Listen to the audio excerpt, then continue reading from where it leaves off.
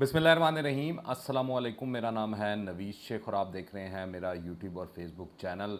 गुज़िश्ता रोज़ Islamabad press club के बाहर जो है रिटायर्ड फ़ौजी अफसरान ने एक प्रेस कॉन्फ्रेंस की। पहले बताया गया कि ये प्रेस कॉन्फ्रेंस जो है वो किसी प्रेशर की वजह से अंदर नहीं करने दी जा रही है।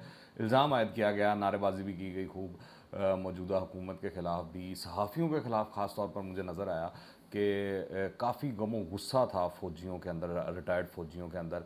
अलबत्ता कहानी ये है कि प्रेस क्लब के अंदर लाइट नहीं आ रही थी, जिसकी वजह से ये बाहर इन्होंने प्रेस कॉन्फ्रेंस की। यहाँ तक कि वो जो रोस्ट्रम से लेकर कुर्सियाँ वगैरह भी जो मुहैया की गई वो प्रेस क्लब की इंतज़ामिया की जानिब से की गई। फिर मैं आपको ये भी बताऊँ कि वहाँ पर सीन ये हुआ कि जब मतीउल्लाह जान जैसे सहाफ़ी या यास सैयद जैसे सहाफ़ियों ने रिटायर्ड फ़ौजियों से सख्त सवाल करना शुरू किए तो ये तमाम के तमाम भाग खड़े हुए वहाँ पर। दरअसल इनको बेसिकली रिटायर्ड फ़ौजियों की तंजीम कहना भी गलत है। उसकी वजह ये है कि ये वेटरन्स ऑफ पाकिस्तान तो कहलाते हैं, पर असल हकीकत इनकी ये है कि ये एक सियासी जमात से वाबस्ता है। इसके अंदर से बड़े इस तरह के जर्नैल हैं जो अमली सियासत में गुज़िश्ता 7-8 साल से तहरीक-ए-इंसाफ के साथ खड़े होकर सियासत कर रहे हैं, पर अब ये अपना वो फ़ौजी बैकग्राउंड को इस्तेमाल करते हुए सियासत के अंदर जो है इमरान खान साहब या तहरीक-ए-इंसाफ को आप कह लें, फ़ायदा पहुँचाने की कोशिश कर रहे हैं। और कल इनके जितने भी मुतालबात थे वो वही मुतालबात थे जो नॉर्मली इमरान खान साहब के होते हैं। मैं आपको इस हवाले से आगे बताता हूँ और मैं आपको ये भी बता दूँ कि वेटरन ऑफ पाकिस्तान की कोई सरकारी हैसियत नहीं है। अगर देखा जाए तो तरीक़ाकार के मुताबिक वेटरन ऑफ पाकिस्तान तंजीम बनाने के लिए GHQ की मंजूरी जो है वो ज़रूरी है और इनका किरदार रिटायर्ड मिलिट्री की फ़लाह व बहबूद से मुतल्लिक है। ऐसी तंजीमें किसी भी हालात में किसी सियासी प्लेटफॉर्म के तौर पर काम नहीं कर सकती हैं। तमाम रिटायर्ड फ़ौजी जो है रिटायरमेंट के बाद सियासत में हिस्सा लेने के लिए तो आज़ाद हैं। वो अपनी सियासी जमात भी बना सकते हैं, किसी सियासी जमात में शमूलियत भी इख्तियार कर सकते हैं, लेकिन रिटायर्ड आर्मी अफसरान के प्लेटफॉर्म को सियासी मकासद के लिए नहीं इस्तेमाल कर सकते। ये चीज़ अहम है। तो गुज़िश्ता रोज़ जितने ये रिटायर्ड फ़ौजी अफसरान थे, इन्होंने बेसिकली इस तमाम प्लेटफॉर्म को एक तो ये वो अप्रूव्ड नहीं है, रजिस्टर्ड नहीं है, इस तरह कह लें आप। तो इन्होंने जो है सियासी मकासद के लिए इसको इस्तेमाल करने की कोशिश की और एक सियासी पार्टी के हवाले से इसको इस्तेमाल करने की कोशिश की। फिर मैं आपको बताऊं इस मौके के ऊपर जो है lieutenant general retired Ali Kuli Khan, lieutenant general retired Asif Yasin और दीगर रिटायर्ड आर्मी अफसरान भी मौजूद थे। वहाँ पर जो आर्मी की सीनियर क़यादत है उसके ऊपर बहुत से इल्ज़ामात भी लगाए गए इन फ़ौजी हज़रात की जानिब से, साबिक़ फ़ौजी हज़रात की जानिब से।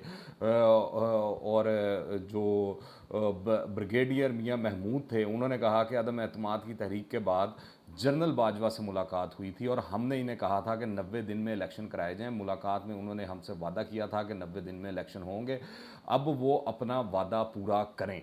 अच्छा, ये उन्होंने इल्ज़ामात और ये सारी चीज़ें तो बड़ी की, मगर जब उनसे सवाल करने पर यास सैयद आए तो वो इल्ज़ाम लगा रहे थे कि तुम्हारा जनाजा निकलेगा। फिर इसी तरह जो मतीउल्लाह जान, जब अभी उन्होंने सवाल ही नहीं किया था तो जितने ये फ़ौजी हज़रात हैं उनके ख़िलाफ़ बिलो द बेल्ट उन्होंने नारे लगाना शुरू कर दिए, बातें करना शुरू कर दी, इल्ज़ामात कर लगाना शुरू कर दिए। वो जिस तरह हमने गुज़िश्ता दिनों देखा था, कुछ सहाफ़ी हज़रात ने मतीउल्लाह जान के साथ जो इस्लामाबाद हाई कोर्ट के बाहर किया था, वही सीन जो है कल प्रेस क्लब के बाहर भी देखने को मिला।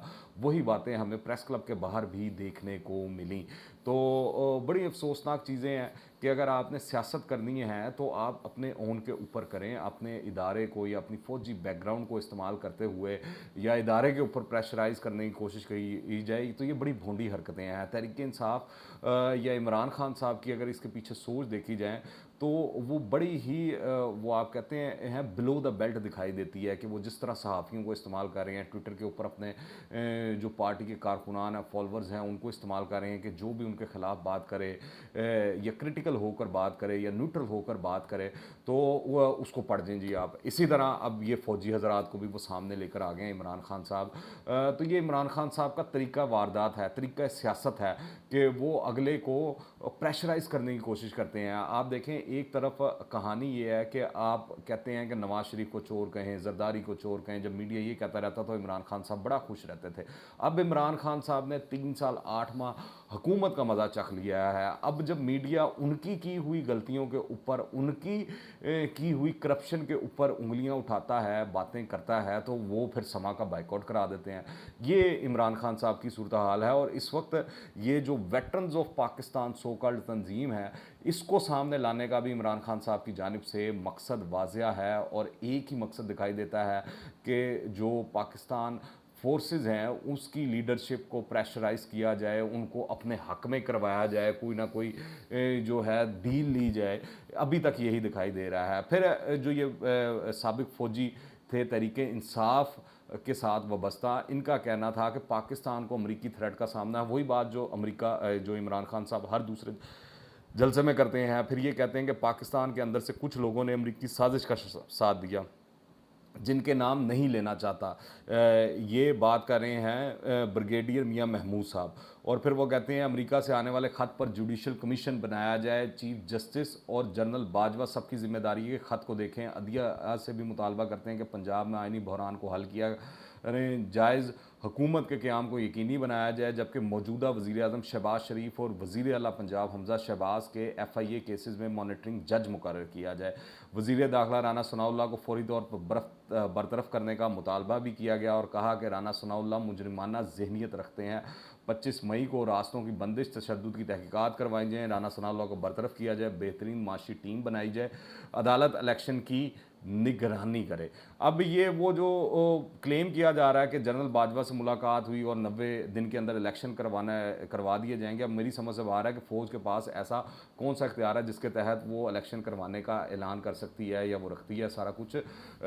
दरअसल जो ये तमाम रिटायर्ड फ़ौजी हजरात हैं, इमरान खान साहब ने इनको लॉन्च जो किया है वो इस मकसद के लिए किया है कि जो इस्टेब्लिशमेंट इस वक्त न्यूट्रल है वो न्यूट्रल ना रहे। जो कि वो अपनी हर दूसरी तकरीर के अंदर बात करते हैं, हर दूसरी तकरीर के अंदर वो बताते हैं कि इस्टेब्लिशमेंट जो है वो जानवर है, न्यूट्रल जो है वो जानवर है, और न्यूट्रल होना कोई चीज़ नहीं है। न्यूट्रल जो है वो उसको कभी वो मजहबी रंग देने की कोशिश करते हैं, कभी अखलाकी रंग देने की कोशिश करते हैं, और असल मकसद उनका अपनी कुर्सी है। असल मकसद इमरान खान साहब का पावर है कि उनको दोबारा पावर मिल जाए, दोबारा से जिस तरह ये वो फरा गोगी वाली कहानियाँ चल रही हैं और बुशरा बीबी वाली कहानियाँ चल रही हैं, वो दोबारा से ज़ुबान ज़द आम आ जाए, वो ताकत आ जाए।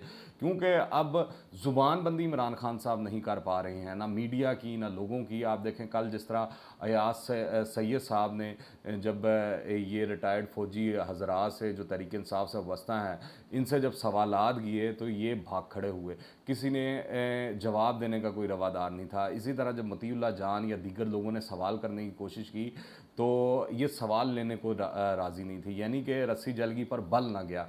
तो ये सूरत हाल थी। दूसरी जानिब ये है कि आपने सियासत करनी है, आप करें, हर किसी का राइट है, सियासत होनी चाहिए, पर ये इस तरह इदारों का कंधा इस्तेमाल करना और अपने जो है बैकग्राउंड को, फ़ौजी बैकग्राउंड को इस्तेमाल करना मेरे ख़्याल से दुरुस्त नहीं है। और जो इमरान खान साहब गुज़िश्ता दिनों बातें करते रहे हैं एटॉमिक पावर के हवाले से, पाकिस्तान की डिटेरेंस के हवाले से, उसके ऊपर भी एक फ़ौज का बड़ा शदीद किस्म का रद्द-ए-अमल आ गया है, स्टेटमेंट आ गई है क्लियर कट। और जो दीगर रिटायर्ड फ़ौजी हजरात हैं उनकी जानिब से भी आ गई है, तज्ज़ियाकार जो हैं।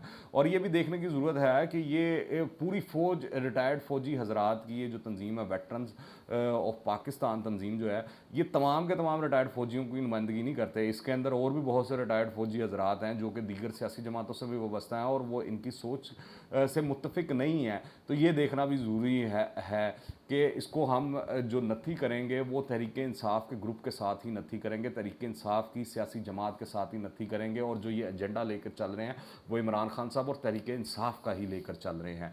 आप इस हवाले से क्या राय रखते हैं नीचे कमेंट्स में लाजमी बताइएगा। दुआओं में याद रखें। अंटिल द नेक्स्ट टाइम, अल्लाह हाफ़िज़।